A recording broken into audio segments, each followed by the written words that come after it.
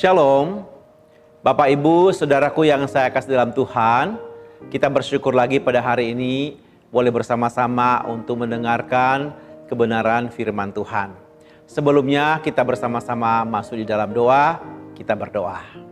Bapa di surga, Bapa yang baik, kami menaikkan syukur dan terima kasih untuk saat ini Tuhan masih memberikan kami kesempatan boleh merenungkan kebenaran firman Tuhan. Kami mohon biarlah Roh Kudus Tuhan menolong kami supaya melalui firman Tuhan ini kiranya kami semua boleh diberkati. Melalui firman Tuhan ini juga boleh mendorong kami semua bagaimana kami menjalani kehidupan sebagai murid Kristus yang sejati. Berbicara kepada kami Tuhan, di dalam nama Tuhan Yesus kami berdoa. Amin. Bapak Ibu saudara-saudara yang saya kasih dalam Tuhan, firman Tuhan saat ini terambil dari Injil Matius pasal yang ke-25 ayat yang ke-40 yang berkata demikian. Sesungguhnya segala sesuatu yang kamu lakukan untuk salah satu dari saudaraku yang paling hina ini, kamu telah melakukannya untuk aku. Ini adalah satu bagian firman Tuhan yang sangat penting yang disampaikan oleh Tuhan Yesus kepada murid-muridnya, tentu kepada saudara dan saya hari ini. Alkisah, ada seorang bapak tua yang dikirim ke unit gawat darurat dan dia ditempatkan di bagian penyakit jantung. Bapak tua ini kondisi kesehatannya sangat memprihatinkan. Rambutnya panjang, janggutnya tidak dicukur, badannya gemuk dan kotor. Kukunya juga panjang karena begitu lama tidak digunting. Sepertinya orang tua ini tidak cocok berada di gedung steril yang dihuni oleh para dokter dan para perawat yang profesional.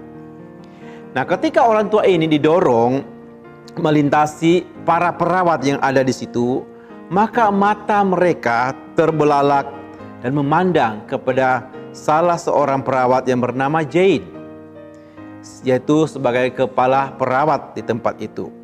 Seolah-olah orang ini atau teman-teman Jane berkata, "Jangan suruh aku merawat orang itu." Sementara orang lain mengabaikan dan enggan menangani pria tua itu, Jane tahu apa yang harus dia lakukan. Dia mau menyentuh pria tua itu yang tidak pernah disentuh oleh orang lain.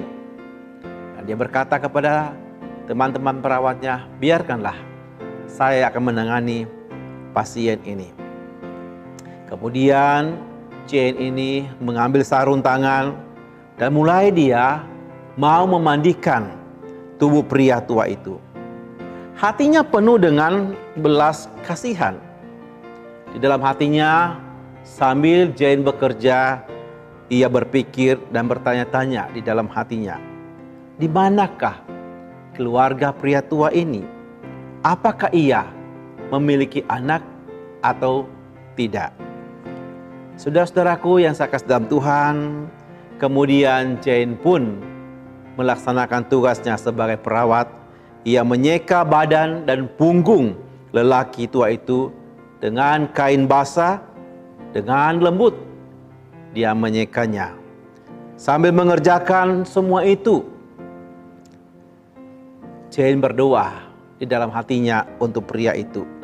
Ia berdoa untuk sosok yang ditolak oleh kehidupan yang kasar, tapi tetap berjuang untuk bisa diterima oleh dunia yang kejam dan tidak bersahabat ini.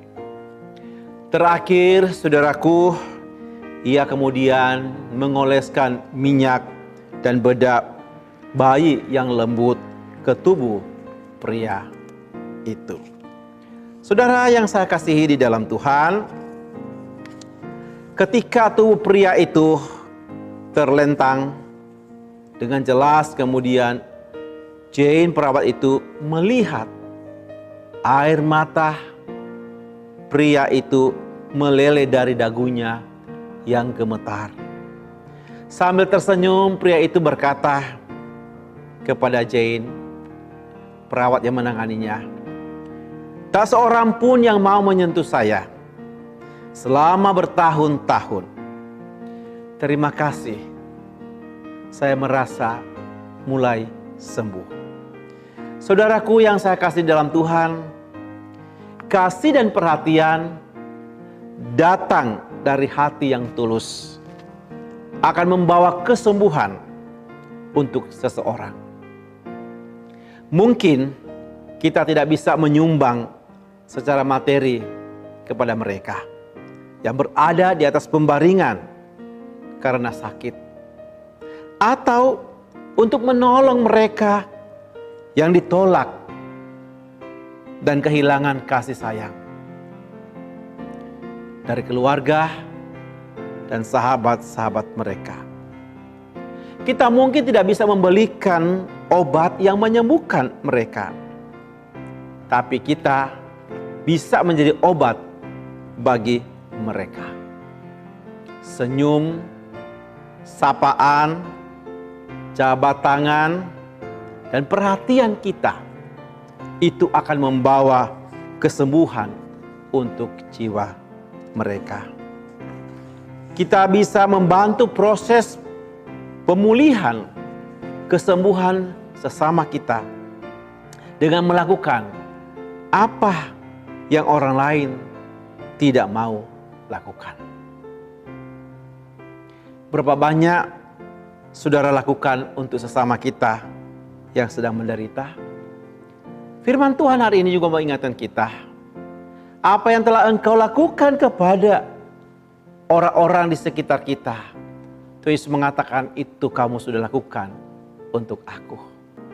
Tuhan mau kita melakukan sesuatu untuk Dia, yaitu melalui orang-orang yang ada di sekitar kita, melalui orang-orang yang mungkin saat ini sangat membutuhkan perhatian, kasih sayang daripada kita semua. Sudahkah kita menjadi obat bagi mereka yang sedang mengalami hal-hal seperti itu? Sudahkah kita menjadi obat yang menyembuhkan mereka melalui perkataan kita dan melalui perbuatan kita? Perbuatan-perbuatan sederhana yang jarang dilakukan oleh orang lain justru akan membawa kesembuhan dan kelegaan untuk sesama kita. Bapak, Ibu, saudaraku yang saya kasihi di dalam Tuhan, maukah saudara bersedia dipakai oleh Tuhan untuk menjadi saluran kasih Tuhan bagi sesama? Biarlah kita kiranya memiliki hati seperti hatinya Tuhan. Biarlah kita memiliki perasaan seperti perasaan Tuhan Yesus, sehingga kehadiran saudara sebagai orang-orang yang percaya menjadi obat penyembuh bagi mereka yang mungkin saat ini sedang terbuang oleh dunia ini.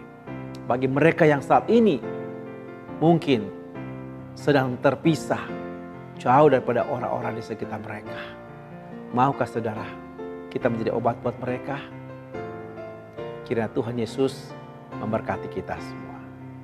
Amin. Mari kita berdoa. Ya Tuhan, seperti firman mengatakan, apapun yang kami perbuat kepada sesama kami, orang-orang di sekitar kami sudah lakukan itu untuk-Mu Tuhan.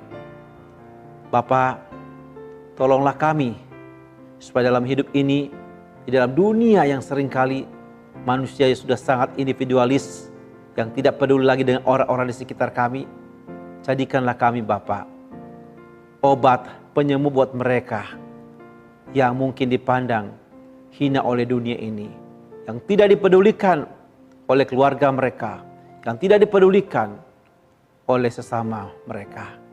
Jadikanlah kami Bapa saluran berkat buat mereka semua. Terima kasih Tuhan Yesus. Terima kasih.